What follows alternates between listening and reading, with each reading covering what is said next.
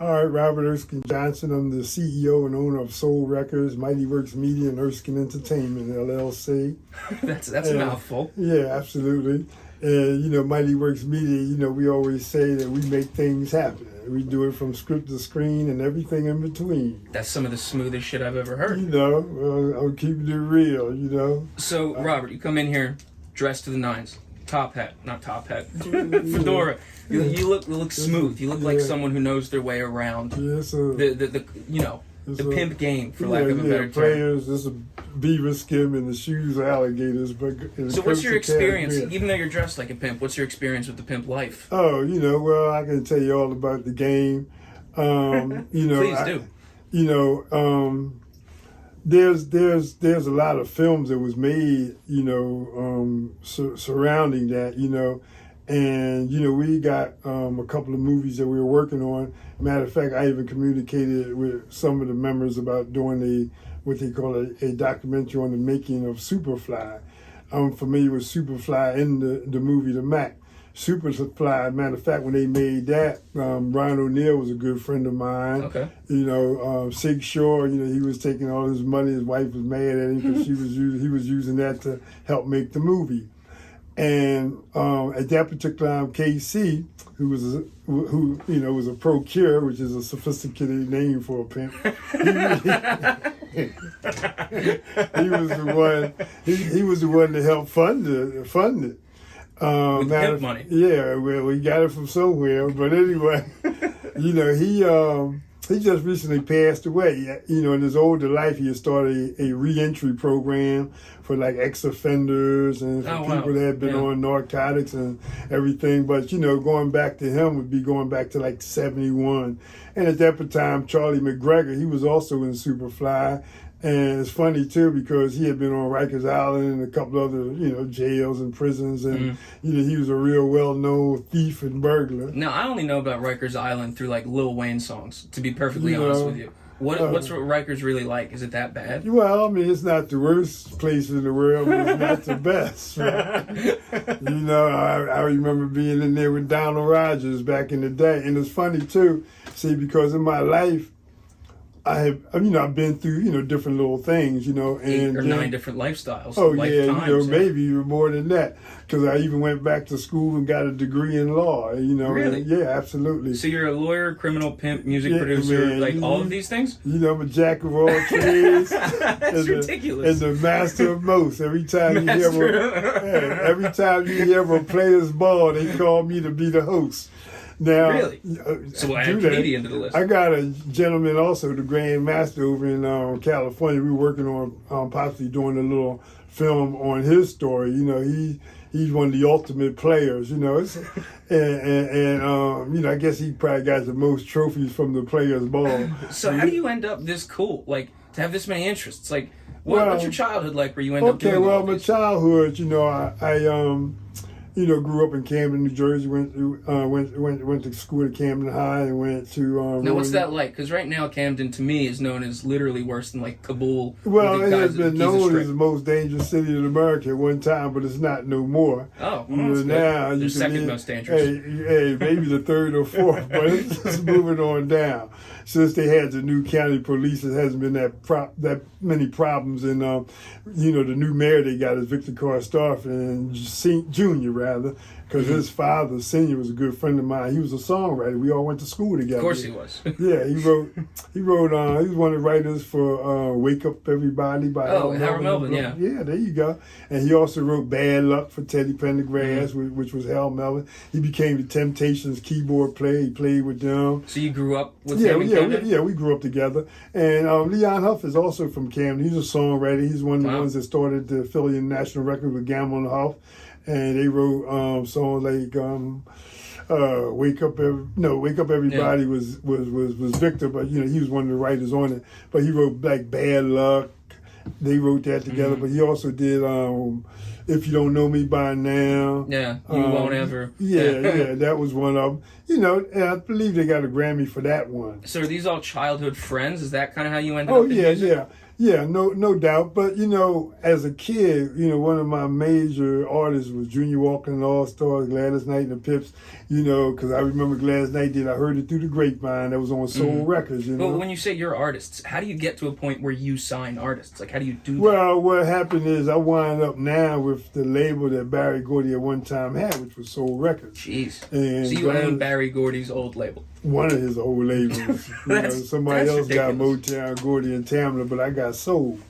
Well, no doubt. Yeah, and even before I got Soul, me and my brother Fred Johnson started a label called Mac Dad Records. Inspired by your trials and tribulations. Well, yeah, I was going to trademark it as Mac Daddy Records, but I thought Mac Daddy, kind of... It's a little less formal. Yeah, exactly. So I decided to make it Mac Dad. Now, are you yourself musically inclined, or were you always the business side? Matter of fact, right now, I just finished a soundtrack that we're using for another movie that we were working on called Cotton Club of Harlem.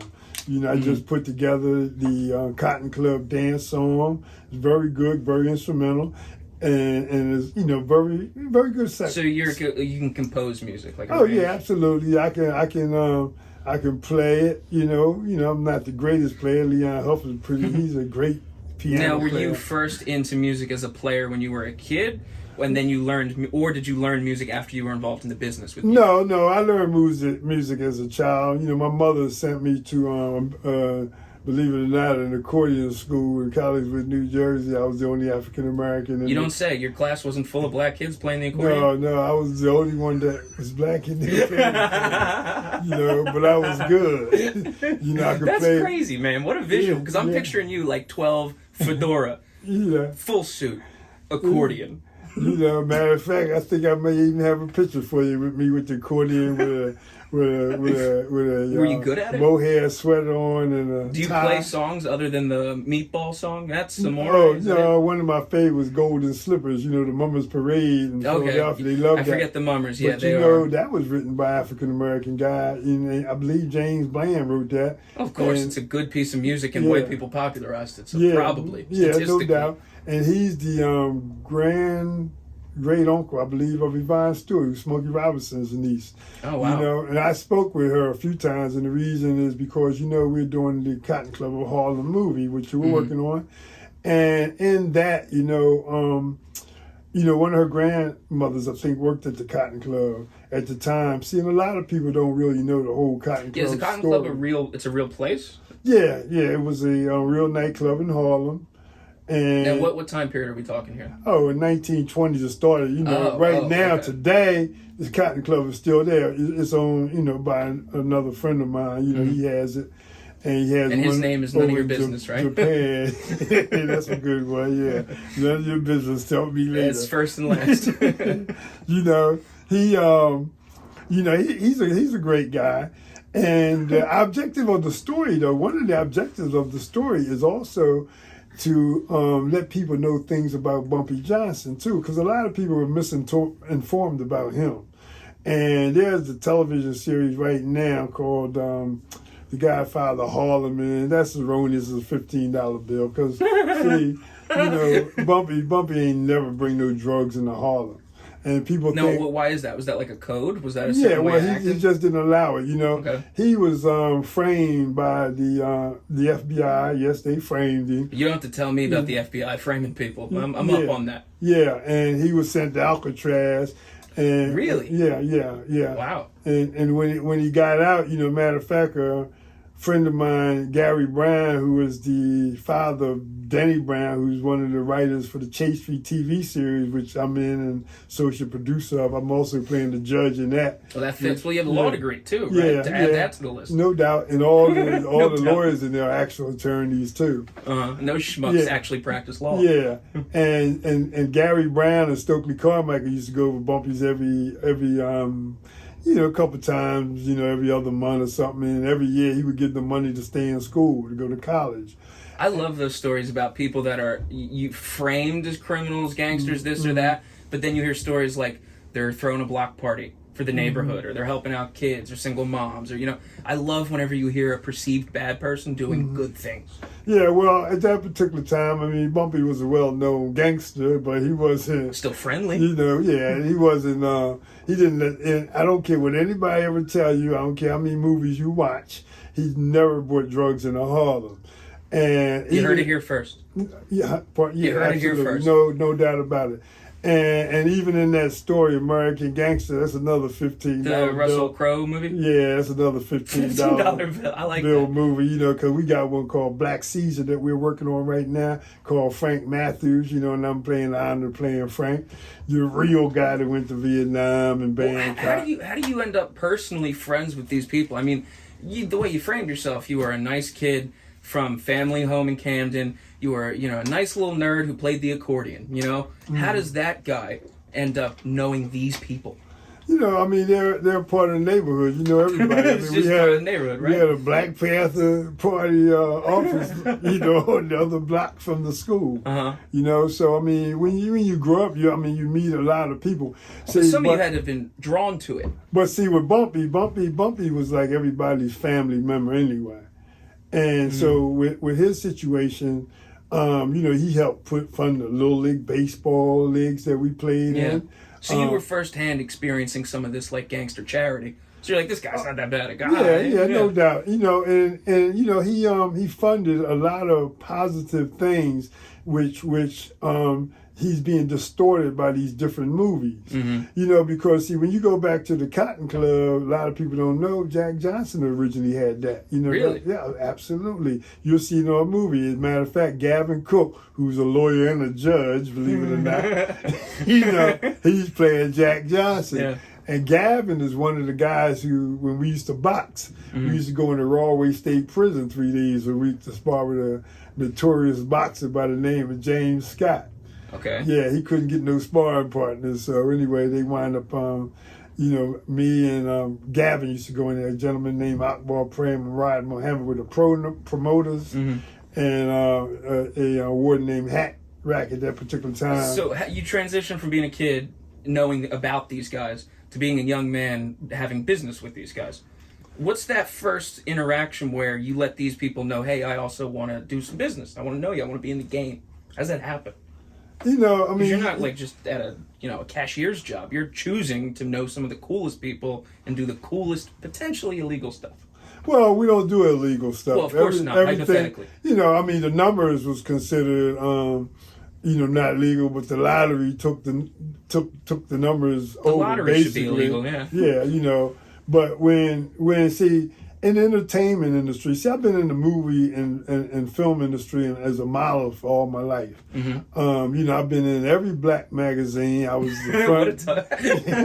What a stat! Every black magazine. That's everywhere. I used to be on the cover of Jive magazine, Black Foxy. Romance, and Brian's Thrills. Matter of fact, a gentleman named Ryan Odom. He was the photographer, and almost like every Sunday he called me and said, "Hey man, I got a shoot. I would like to put you in," and we would do it. Matter of fact, when I first got involved in the Screen Actors Guild, back then, too? Yeah, back then, it was $300 to join. Now I think it's $3,000. Me and Tully Savalas that played. It was a TV series he had called Kojak. We was all friends. Roger Rogerson, we was all friends. I did one scene with them on Kojak. Let me tell you what else I did. Damn. When my friend Dick Williams, they called him Pretty Tony in the movie The Mac.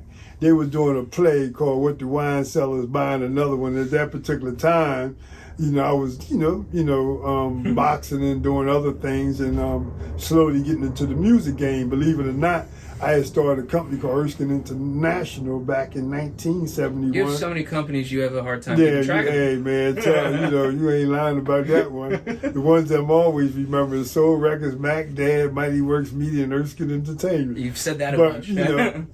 But Erskine International, one of the gentlemen that I had as a partner, he is the one that actually introduced the gambling to the state of New Jersey.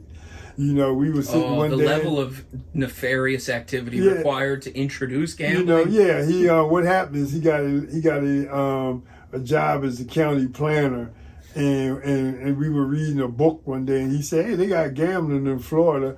I'm gonna put a bill in to see if we can bring it to New Jersey." And at first, it was going to be the high live sport, but anyway, finally it became the casinos.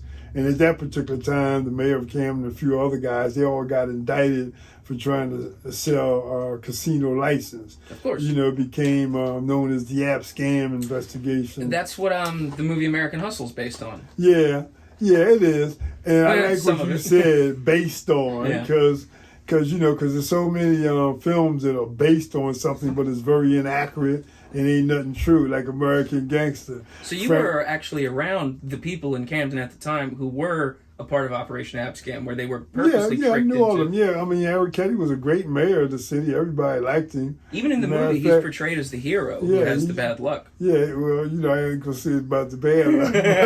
Yeah, he owned the cleaners. Sam Watson used to train us. We used to get all our clothes cleaned at the cleaners. And so, of course, what else would you do there? Camden. See, what you don't know about Camden is Camden at one time made everything from a pen to the battleship.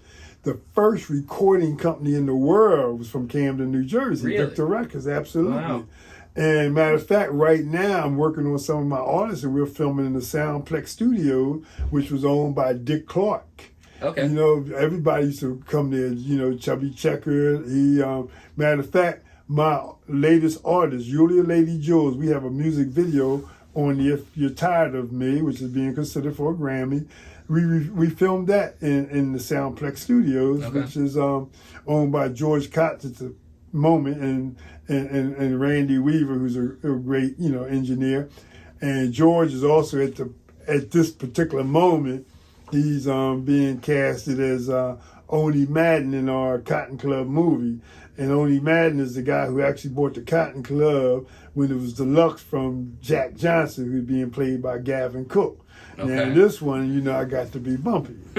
So there's clearly a huge connection between you need money, and if you want to be in the business of music or the business of anything nightlife or entertainment, there's this unholy union of money needed, but not necessarily from the most legal of places. Well, businesses. Well, a lot of entertainers in the music industry and other industries, they may have gotten started with ill-gotten money or whatever the deal is, but when you come down to like Soul Records, Mac Dad Records, Philly International Records, all those top labels, they squeaky clean. Matter of fact, Bad Gordy borrowed money from his family. I think it was about $800 or something. But you hear stories about like the mob or some gangster starting a record label just to then clean money. Oh yeah, that happens all the time. Mm-hmm. You know what I mean? It's quite a bunch of labels in there. I can't recollect some of the names, fortunately. Your Honor. But there are labels, the ones that I'm fully associated with and acquainted with, particularly Motown, Soul Records, is that, that got started by Barry with money he got from his family members. And in 1964, he started Soul. And he made a comment when he sold all his music publishing for about 300, 400 million, something like that. And he said that had was a great investment because everybody thought when he was starting his record label that he was gambling. He was, how many of them ever work? And one of the great places to ever visit, if you ever get a chance, is Hitsville, USA, in Detroit, the little Motown building where everything started. I've been there many a times. They got Soul Records all over the place up in there. This is my label now. I got to give a shout out to that. Of course. And I got Ralph Dudley on Soul Records right now. He has a thing called Soul Latino, which is one of his recordings that's in the Chase Tree series. I think Mark Anthony may be the backup band on that. I have Ken Willis. He's on there, who's one of the original Detroit guys who had the Marquesians. Donald Thompson, who is also Don Mancher. He's one of the producers and writers.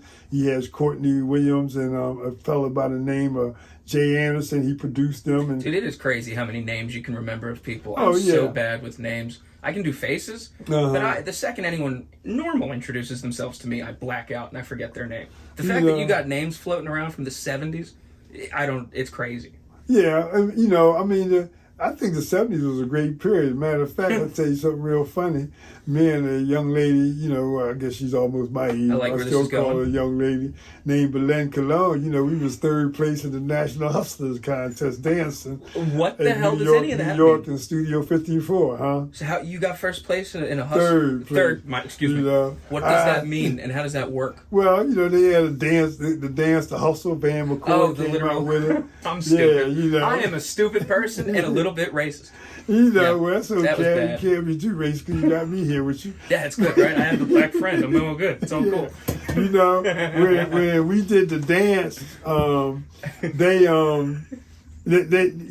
they picked. We was from South Jersey. Matter of fact, Bob Pantano, who was, I guess, considered the #1 DJ, I guess. According to him, man? Yeah, well, according to a lot of other people, too, you know. I don't know. You know, because he used to have a thing, I think, in a place called Someplace Else, which is not too far from where we are. Mm-hmm. And Earl Young from the Tramps, they used to perform there regular.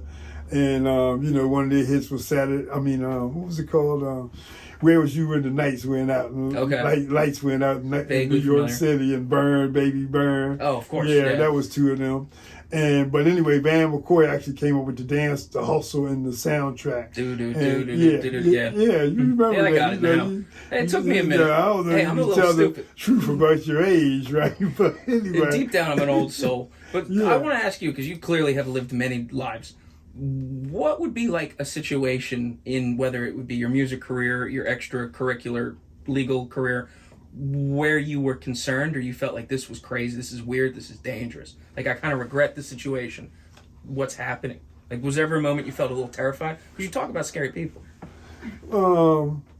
I don't know if I was ever really, really terrified of anything. Well, a pimp is never terrified, but let's say a little perturbed. Hey, maybe one time we had a stolen vehicle and my man was speeding down a one-way street going the wrong way. You know, that might have been just a tad bit uncomfortable. You know, yeah, it might have been 10. But like professionally? But no, professionally I've had no fears, you know what I mean? You know, I believe in the Almighty God. He keeps me straight and I don't have no fears with anybody. Have you ever had any problems with anybody? I know all the good players and the bad players. You know, in New York, like when you see the Black Caesar movie, mm-hmm. you know, you'll see how Frank Matthews is the actual guy who actually started bringing drugs into Harlem. Who kind of ruined it. Absolutely. Yeah. And there's a scene when you see, we may have a trail of it up right now, where one of the actors named Bobby Rand is playing Leroy Butler. And he says to me in the scene, when I tell him, I say, I got, the country on lock. You know, I got 21 states I'm distributing heroin to. And it's a weird thing to brag about. Yeah. And the strange thing, which you may not know about Frank Matthews, is Frank Matthews was one real notorious character, and I didn't know him. Okay. And Frank Matthews, see, when I was a kid, you know, he was one of the guys who actually did drive Bumpy some places. Okay. You know, because Bumpy put up money for a theater group that he put up for us, which was held up in Newark, New Jersey. Mamamir Baraka, who was known as Leroy Jones, he used to run it. We used to come up there like every Saturday. And at that time, Frank Matthews had came and he was running little numbers and little pickup money here and pickup money there for Bumpy. You know, Frank Lucas was not in the equation. You know, American Gangsters, American Prankster. That's you really hate the movie. Well, you know, hey, I mean, the movie was great entertainment. Godfather Harlem got great writers, great entertainers, but they're all erroneous. I love that word too. And when in our scene, see, when you see our movies, you're gonna see the true story. When you see when you see Cotton Club of Harlem, the one that we're doing, you're gonna see real facts and real stories, real things as it happened.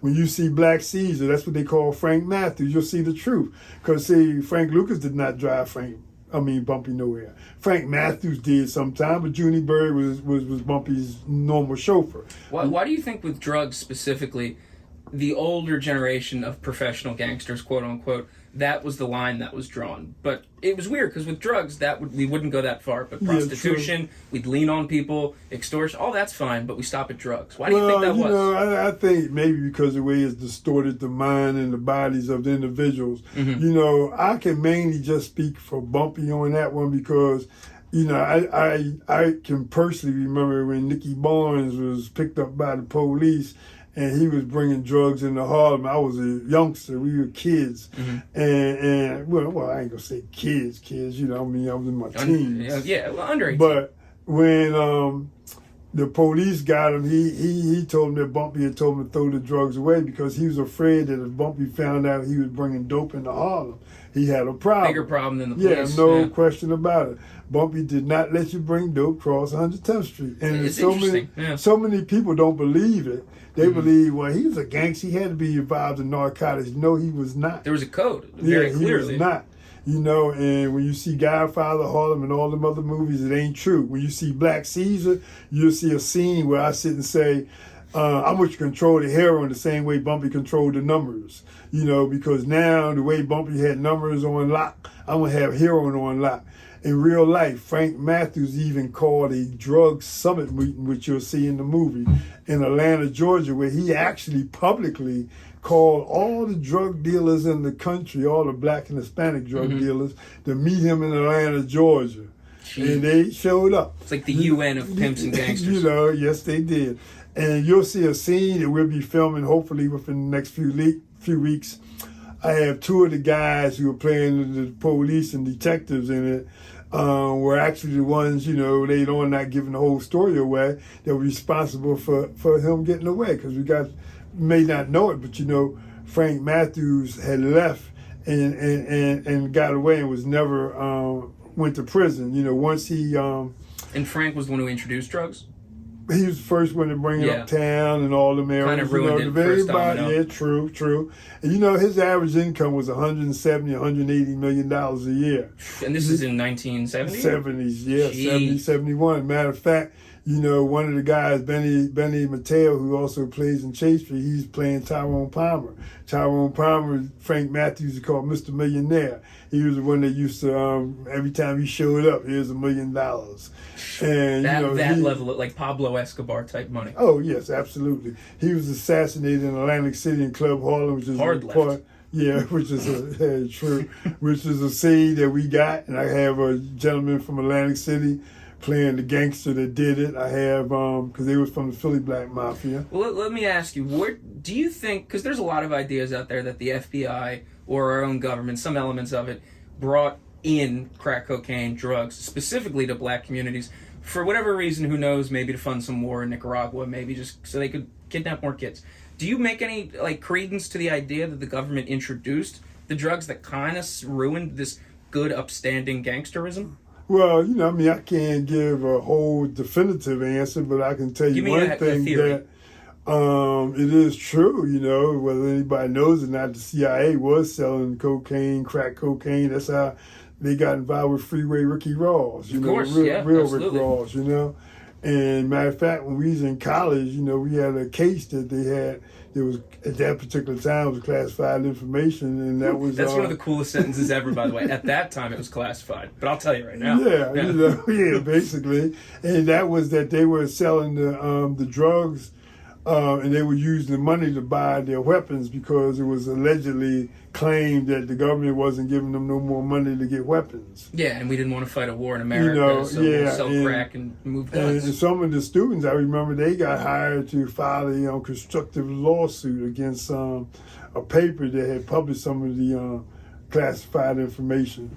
So, you know, they're... So you guys were aware of this. The professional gangsters, just for lack of all of their names, they were kind of hip to the idea the government maybe is trying to bring us down, bring in these drugs, so we kind of destroy ourselves. Well, I'm familiar with some of the back stabbing that some of the government officials have done. Yeah, like Abscam we talked about. Yeah, true. But, you know, the one that I really know very well about is when Bumpy, who would not let nobody bring dope into Harlem, a guy named Flash Walker, who was in my book was a halfway decent boxer, but not the best. And very honest analysis. You know, and Bumpy kind of was firing him for disrespect, you know, to the ladies. Because one thing, Bumpy, you know, he was a real ladies man. And, with a name like Bumpy, yeah, like a gentleman. You're gonna fuck women. Yeah, you know, he was a gentleman, you know, about it. And he got on Flash Walker for it. And so that's when the FBI knew they could use Flash to try to set Bumpy up. And they went and asked Flash to put the drugs in the Bumpy's home. And Flash asked one of the young ladies to do it, and they told Bumpy, and, Bumpy roughed him up. Because, Bumpy was good with his hands, too. I've heard. He's touched me a lot. Yeah, no doubt. And so what happened in that situation was that the FBI just went ahead and said, "Hey, we got it from him," and they framed him, set him up. That stuff happens. Like, people don't want to hear it or believe it, but it is so documented and true. In fact, you can find the fucking documents and show them to people. I mean, you got guys that's coming home from prison right now, that's locked up on different offenses. Like Rico 848. RICO was the conspiracy law for specifically organized crime, right? Yeah, racketeer influence corrupt organization. 848 is considered continued criminal enterprise. Which most of the people are sitting in there right now under that statute should be on there 841 because they ain't got 5 co-defendants. The fact that you can just throw that out so easily is crazy. Because I think 50 Cent making a movie on. I'm sick of 50 Cent making shit, dog. Do you like any of 50 Cent shows? I mean, I ain't got nothing wrong with it. I ain't got nothing against it. All right, clearly said. Message well received. Because Power wasn't that good, and who gives a shit about the Sun? The spin of, who cares? Yeah, I think he's doing. He's doing a few of them, and he was fat at the Super Bowl. Yeah, well, I heard he I just want you to shit talk 50 Cent. That's what I'm trying to do. I ain't got nothing against 50 Cent. You know what I mean? I heard he gave a few dollars to the original 50 Cent from Queens. There's an original 50 Cent? Yeah, he was a little stick-up kid, right? Really? This is a real thing? Yeah, that's what I didn't know that. Most of them guys, most of the hip-hop cats, they snatch up somebody else's name. They're just... Rick Ross, you got... Well, exactly, Rick Ross and then Rick Ross. But 50 Cent, he went ahead and got his name from the little stick-up kid from Queens called 50 Cent, and I heard he went back and gave the family a few dollars, Not that he had to, but he did, Because I remember back when he first started using the name, everybody said, "Why did he call himself Silver Dollar?" or something like that, instead of calling himself 50 Cent. But he turned out to be a really successful player in the game. So a lot of your stories happen in New York too, but you're from Mount Holly, from New Jersey. Yeah. What got you to New York? Did you move there? What age? Well, we used to go up there when we was kids, man. We used to go up to the Small's Paradise. We used to hang around Bumpy because Bumpy always took care of kids. What I mean? And I got a friend, Leon Banks. His father was, his Nate Banks is his brother. His father's name, Joe Cream, which is Jersey Joe Walcott's brother, which is Arnold Cream. And, Bumpy used to come through there. They were all a number of guys, And but anyway, we used to love to go to New York. Small's Paradise was a club up in Harlem. Just to hang out, or yeah. And we used to go up there and buy clothes on Delancey Street when we was teenagers. Bell bottoms. No, that was before the bell bottoms. I'm young. Yeah, bell bottoms came out in the '70s. We was going up there before the bell bottoms came out. Okay. The bell bottoms came out when Saturday Night Fever and the disco scene came out. But before the bell bottoms came out, we was just wearing. Regular suits and clothes, but we was buying alligator shoes that would cost $65, and now they cost $650. Yeah, and alligators didn't get more expensive. Not the alligator itself, The one thing about the music business, when we used to go to New York when we were kids, there used to be a lot of entertainers in New York all the time. For instance, I knew Louis McKay. Matter of fact, Louis McKay even moved to Camden. That was Billie Holiday's husband. He married a lady named from Camden named Bernice Yancey. She was from Camden. But that was Billie Holiday's husband. Okay. And I remember when I was a kid up at Small's Paradise, believe it or not, they had a place in the basement where all the teenagers could go and party. Mm-hmm. But upstairs, that's where all the adults would be. And I never forget one night, Arthur Price socket showed up. And I may have been 15. Okay. But I decided I was going to go upstairs today. So I wore a sports jacket, I'm standing outside. Here come Arthur Price out. I ran and grabbed one of them drums and walked on the stairs with Arthur Price out. Arthur Price had a great hit record back then. I think when Love Is New, something like that. You know, before he passed away, he wound up coming to Philadelphia and Gamble Huff wrote something new for him. But you know, he was a very good singer. And most of the old guys, I knew all of them anyway. Count Basie in Atlantic City one time. Count Basie had the same tailor make me a silk suit that he made for him. That's incredible. Yeah, no doubt. That's an incredible sentence. Louis Armstrong was the first autograph. Now, Louis Armstrong went to the moon, correct? I don't know if you went. No, that's another guy. When you talk about Neil, I couldn't help it. I had to. You pretty good, but yeah, but when I was about 12 or something, I never forget. Louis Armstrong came to Camden to the Ali's barbershop, and I got his autograph. Wow. And then after that, when I first started going up to New York, I met Louis Armstrong and him and a guy named Rochester was real close. Rochester was a black actor that used to be in most of Jack Benny's films. Okay, yeah. And they owned a building over in Queens, and I know we used to go there and stay sometime and stay at their building, you know. Was there ever a point in your life, 18, 19, 20, where you were like, I'll go be a dentist or a lawyer, have a job? Well, it sounds like you're just like, I'll do everything. My intention was to go be a lawyer in the beginning. But you're going to need about another hour and a half for me to tell you what distracted me. You know, which I still eventually got my law degree, no doubt about it. You were distracted a little, yeah, that's all.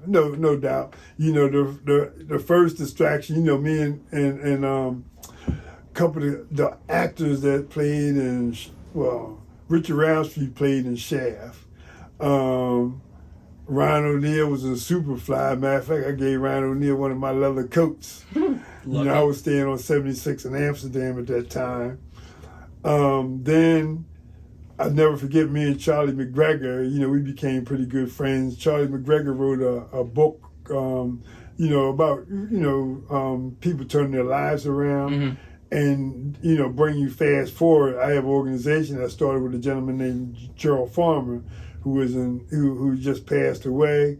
And there's a book out called The Turnaround, which I'm going to make a film of. I had the rights to it. And, you know, he received the Martin Luther King Medal, the Freedom Medal. He received the Department of Justice Medal. Oh, wow. And he had been to every jail in New Jersey. Matter of fact, him and Frank Lucas, they were cellies in Trenton State Prison. Wow. Yeah, in Trenton, yeah. And you know about prison because you just said cellies. That's legit. Like, you know the shit. Oh, yeah, of course. You know what I mean? I tell you, I can tell you I educated more students on Rikers Island than anybody in the history.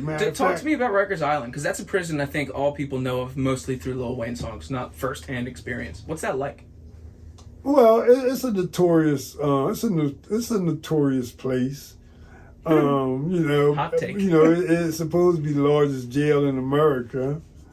It has, I think, average maybe about 25,000 inmates, maybe. Mm-hmm. You know, a lady right now, I forget her name. She was a warden, not a warden. She was an inmate. No, she wasn't even an inmate. That is a funny thing to confuse. She was a guard. Okay, she's either an inmate or a guard. I forget which one. Yeah, she was a guard. She's making a story.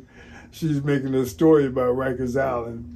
The stuff that would happen. Yeah, you know, and you know, it's funny too because, you know, me and my little engrossment, one of the largest firms up in New York. You know, I was always good with my hands. You know what I mean? And keep it strong. And I had a situation one time where, you know, somebody got a little out of pocket. I guess they didn't know how sharp I was. So you just had to remind them. Hey, that's what I had to do. And in the process, I had to go to Rikers Island for a couple months. Days. Yeah, you say a couple days? Well, in the beginning. Rikers for a couple days? But hey, the funny thing about it is that when I went over there, one of the guards asked me, say, hey, where you want to go, Johnson? You want to go to Queen House or Rikers Island? I said, send me to Rikers Island. So everybody said, man, you must be crazy. Why you want to go there?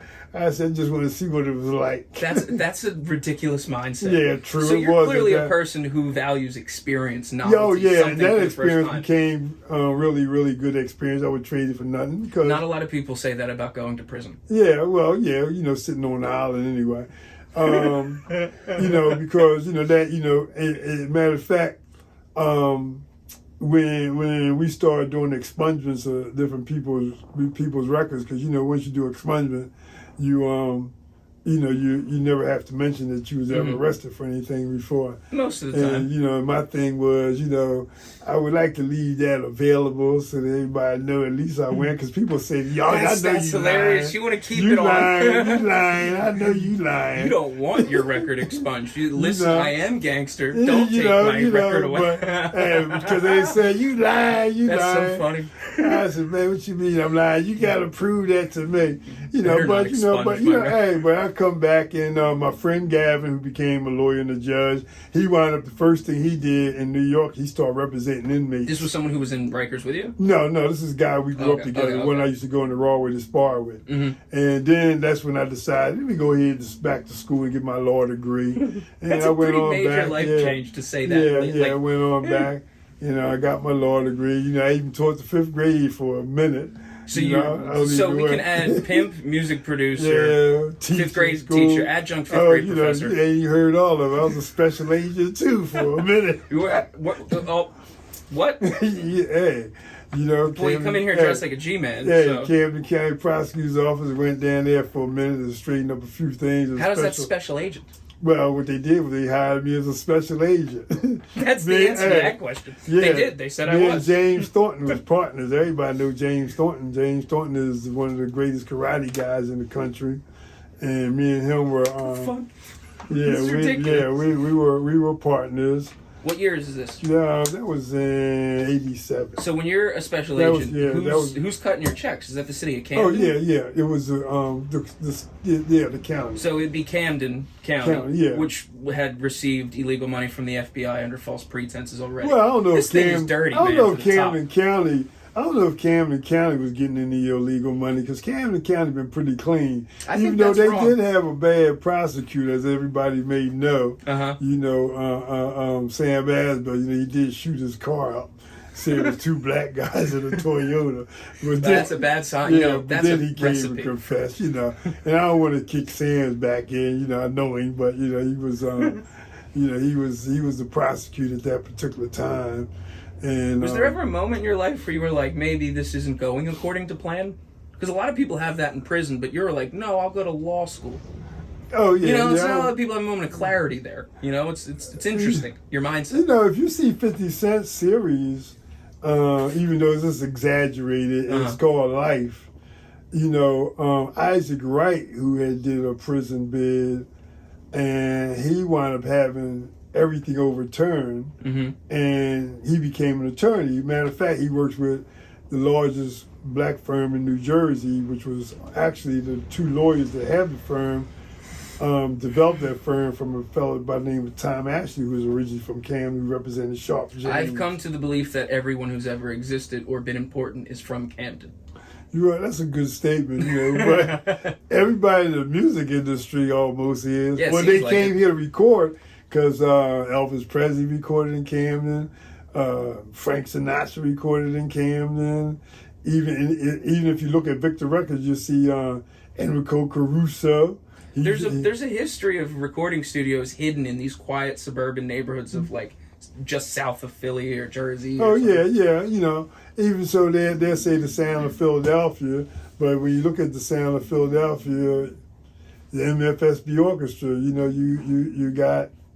Jimmy Williams, bass player, Zach Zachary played the saxophone, the keyboard, Leon Huff, Victor Karstoff, they're all Camden nights. What was, out of everything you've done, career-wise, personally-wise, since you've done all of it, literally all of it, what was your favorite? What do you think fit you the most? The 5th grade teacher, special agent, pimp, music producer? Oh, well, what fits me most is producing the records and making motion picture films to show everybody the reality of what really went on and not the fake story. Seems like that's a passion of yours, is correcting misinformation. Yeah, that's my main objective. Right now I got some artists, that are so good.